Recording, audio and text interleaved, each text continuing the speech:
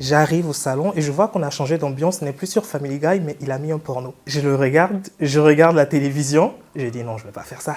La Go Cédric nous raconte ses pires histoires de date, c'est parti. Alors pendant le confinement, comme tout le monde, je m'ennuyais et j'ai téléchargé Tinder pour parler avec des gens. J'ai rencontré plusieurs personnes dont un profil qui m'a intéressé. Il était très beau physiquement et intéressant dans la conversation, du coup, il faut en parler ensemble. Et quand on a annoncé le déconfinement, il a proposé à ce qu'on se voie. J'arrive chez lui, on commence à parler, ça va. On est posé dans son salon en train de regarder la télévision. Je me souviens un peu qu'est-ce qu'on regardait. Je crois que c'est Family Guy, un truc comme ça. Je suis allé aux toilettes et quand je reviens des toilettes, j'arrive au salon et je vois qu'on a changé d'ambiance. Ce n'est plus sur Family Guy, mais il a mis un porno. Il me regarde, il me fait ça genre, viens t'asseoir à côté de moi.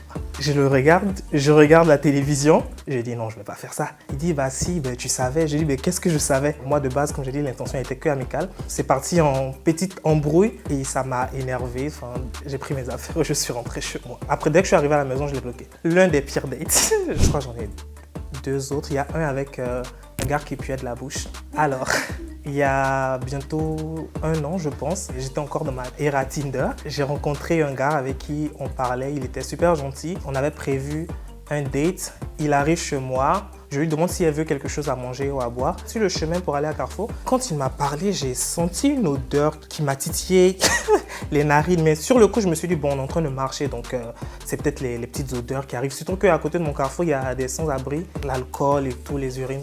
Je me suis dit que c'était ça. Je ne fais pas attention. On arrive à Carrefour. Il me parle. Je sens encore cette odeur qui était là précédemment. Et je me dis, mais attends. C'est pas normal que cette odeur me suive. J'ai commencé à me renifler, est-ce que c'est pas moi et tout, faut pas que je sois malodorant devant quelqu'un que je rencontre pour la première fois et tout. Quand on arrive au niveau des boissons, il soulève la bouteille de coca, il me dit tu veux du coca? Et en fait, il a dit ça en face de mon visage. J'ai reculé, j'ai dit non, t'inquiète, ça ira. Et en fait, il m'a dit mais pourquoi tu recules? J'ai dit non, ça va. Et en fait, quand j'ai réalisé que l'odeur venait de sa bouche, j'ai mis une distance entre lui et moi, c'est-à-dire que moi j'étais devant lui, il était derrière. Et pendant tout le chemin pour rentrer chez moi, il est toujours derrière, moi je suis devant. Du coup, il me demande pourquoi tu me fuis, qu'est-ce qui se passe et tout.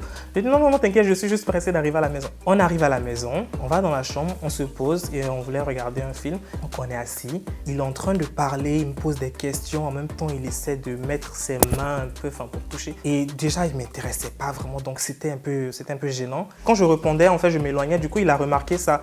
Il m'a dit quoi, ma bouche elle a une odeur et tout. J'ai dit non, t'inquiète.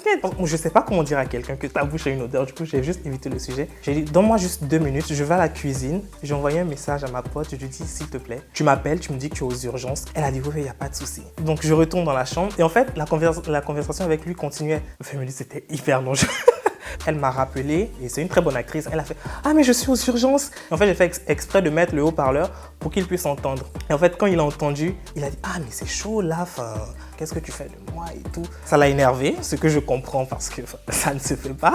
Il m'a dit « Si tu vas maintenant, est-ce que tu comptes revenir ?» J'ai dit « Non, t'inquiète, je suis sûr que je vais dormir aux urgences avec elle. Peut-être on se verra un autre jour. » Donc je le raccompagne. Il voulait me faire la bise. Oh là là, il s'est rapproché comme ça. Je dis oh, « Non, t'inquiète. Je suis pas très tactile, donc on se verra après, t'inquiète. » Il a dit « Ah d'accord, il n'y a pas de souci. » Il est rentré dans sa voiture. Dès qu'il a démarré, bloqué.